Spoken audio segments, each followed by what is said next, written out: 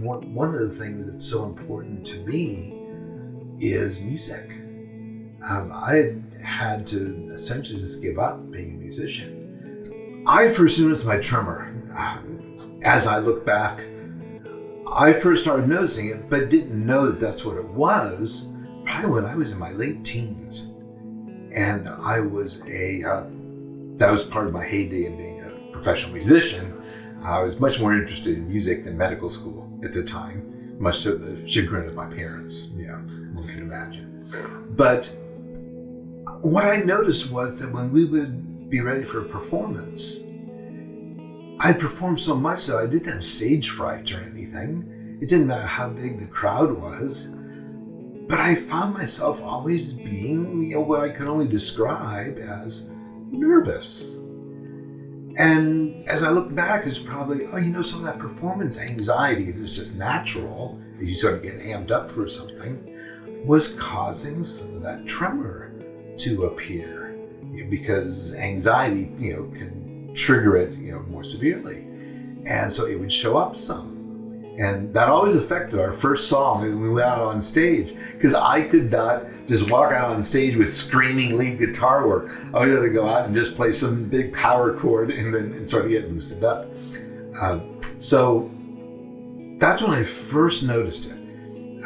There was nothing really severe that impacted my life at all for years and years and years, until I was probably in my 50s, and I just started noticing that I would just be a little bit, what I still was kind of calling nervous, just while I was eating and stuff. Like, it was just, something was there.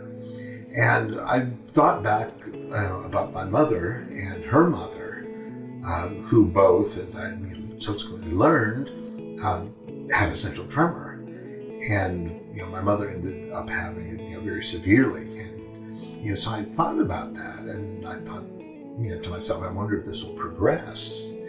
And over time, it did, but it became increasingly debilitating. I would say by the time I had reached about 60, I was unable to just write my name. And at the time, I was sort of having a ball. I was kind of having a bit of a time in my life, taking a couple years off in the Caribbean teaching scuba diving and giving tours about sharks and things to people. And I found that I could not fill out the forms for people. I had to have somebody fill out the form for me. When it started getting to the point where this is really impacting my ability to do some basic things. I need 2 hands to shave and still try not to cut myself, sorts of things.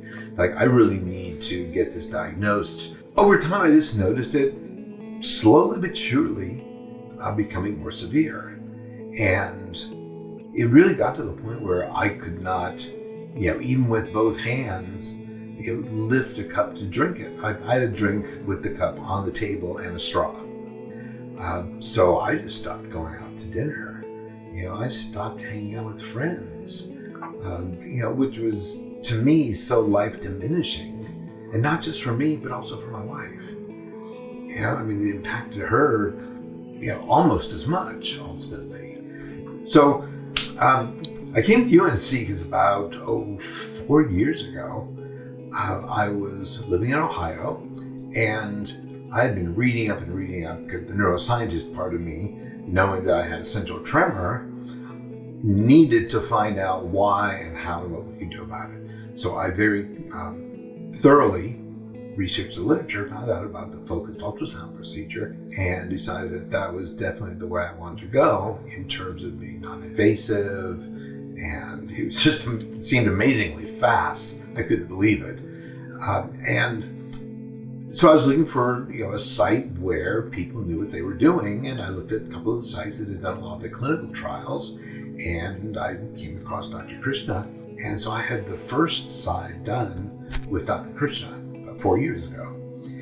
Subsequently, when I learned that the second side had been approved, I immediately got in touch with Dr. Krishna and said, hey, I would love to have the second side done now that we can do it.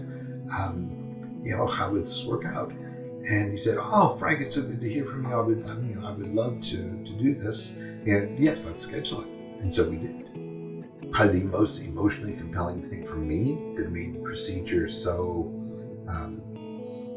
really miraculous, if you will, was that I was able to play the guitar. And I had not done that in years. My wife, who I've known now for about 14 years, had never heard me play the guitar. And to me, that was like, when I talk about life diminishing, there's one of the big diminishments, because it's such an important part of my life for so long. And she could see some pictures, she could listen to some old recordings. It's like, oh, okay, I guess you did that at one point, but never got to hear me play. So when I had the first procedure done, it's about as close to miraculous as you can get.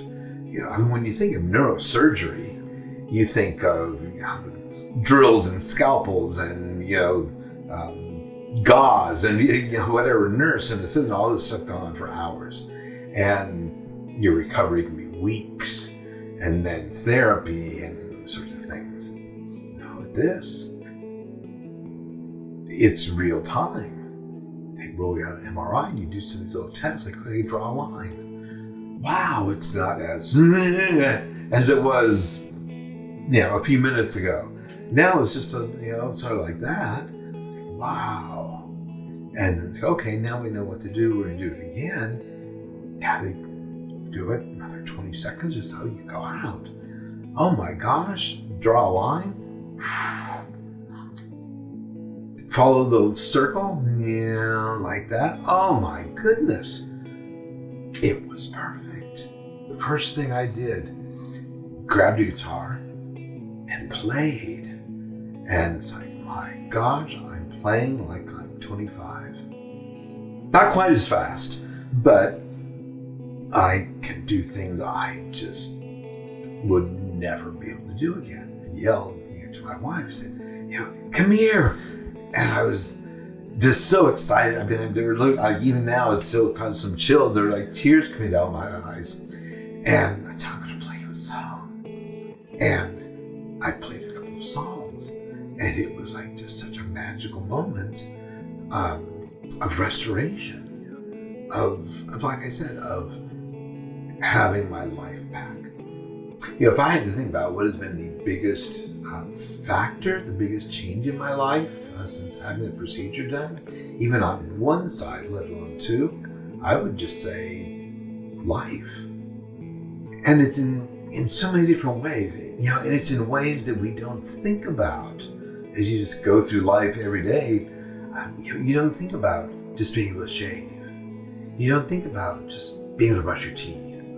You don't think about picking up a glass without spilling the liquid all over the place. Having your life so diminished takes, that extra morbidity takes away a lot of the joy of not quite getting to mortality for a little while longer.